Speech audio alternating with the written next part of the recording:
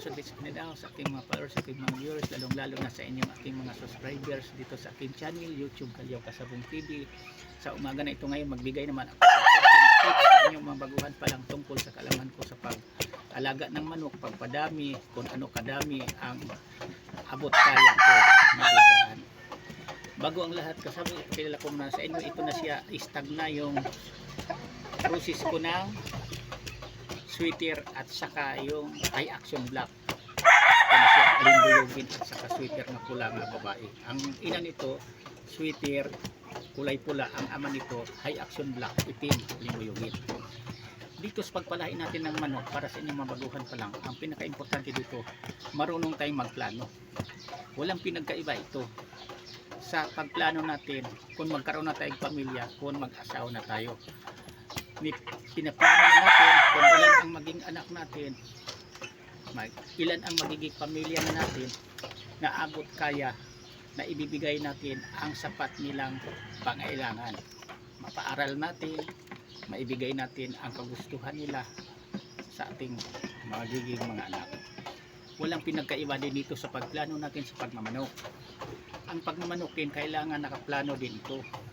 Kung ilan piraso, ilan ang dapat nating mamanukin lang na abot kaya sa ating bulsa na gagastusan natin, na maibigay din natin ang kumpletong vitamins o pagkain sa kanila para nga mga maganda ang pangatawan, malusog, mabilis masiglakihan ang ating mga alagang mga sisiyo.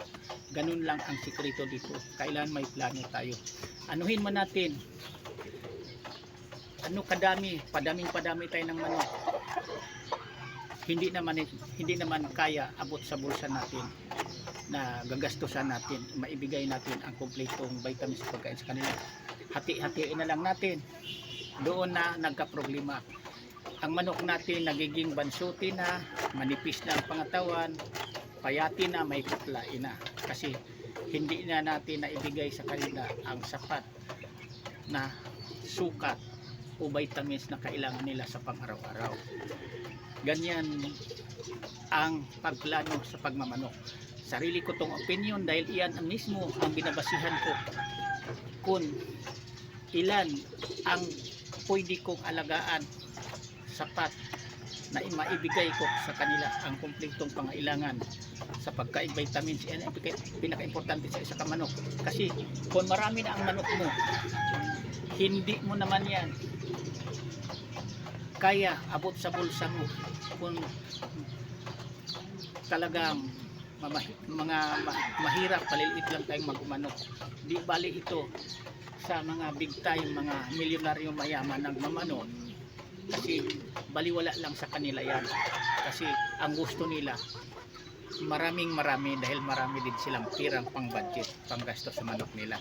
Baliwala lang sa kanila yan kasi ang pumapasok sa kanila araw-araw barya-barya lang ang pang budget sa manok. Pero para sa atin na nga mamaliit lang magsabong, hindi tayo milyonaryo, hindi tayo big time, hindi tayo mayaman na magmamanok, ang pinaka-importante dito ang sikreto para matapatan natin ang pag-alaga sa mga big time na magmamanok, na maganda din ang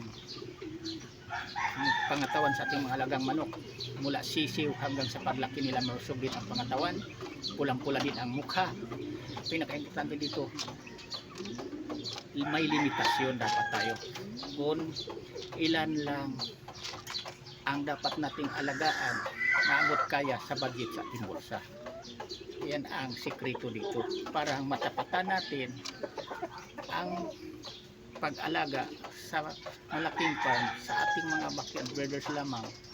Kasi alam natin na kayang-kaya natin, halimbawa 10 piraso, kayang-kaya natin na maibigay ang binibigay din tulad ng pag-alaga sa nag-alaga ng farm na nagmamanok din. Simple lang yan kasi di natin kaya nga tapatan ang mga mayaman big time nagmamanok sa binabudget nila pang araw-araw pagkain.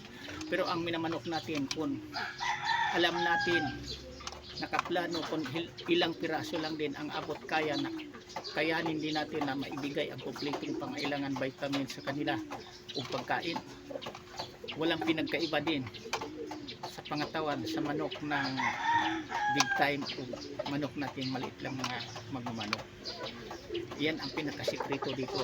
Mai-advise ko sa inyong mga baguhan pa lang na magsimulang magpalahi ng manok. Kailangan nakaplano. Tulad ng binata tayo. Ngayon, kung gusto na natin magkapamilya, mag-asawa, alam din natin kung ilan lang ang abot kaya na maibigay natin na sapat na pangailangan sa magiging pamilya, magiging anak natin. Ganon din ang manok, walang pinagkaiba. Kasi sinabi ko naman sa inyo, ang pag-alaga ng manok, ang pinaka-dabis, pinaka-importante dito, na lagi nating iniisip, tinuturing natin ito sila na pangalawang pamilya. Binibigyan din natin ito ng pagmamahal. Yan ang pinaka-importante. Mahal natin sila bilang alaga natin. Kahit manok lang. Ganon din sa pamilya natin. Minamahal natin ang ating anak dahil anak natin yun. Ito, para sa akin, sa ring opinion, sinuring ko ang aking mga alagang manok na pangalawang pamilya. Yan ang pinaka-importante sa pag-alaga ng manok. Hanggang dito muna ko kasabong. Sana mayroon kayong matutunan sa ginagawa kong video content na ito na i-upload ko dito sa aking channel YouTube Kasabong TV. Maraming salamat sa inyong lahat. Bukas ulit naman, ibang topic naman ipapaliwanag ko sa inyo. Yung dito lang ako, thank you, bye.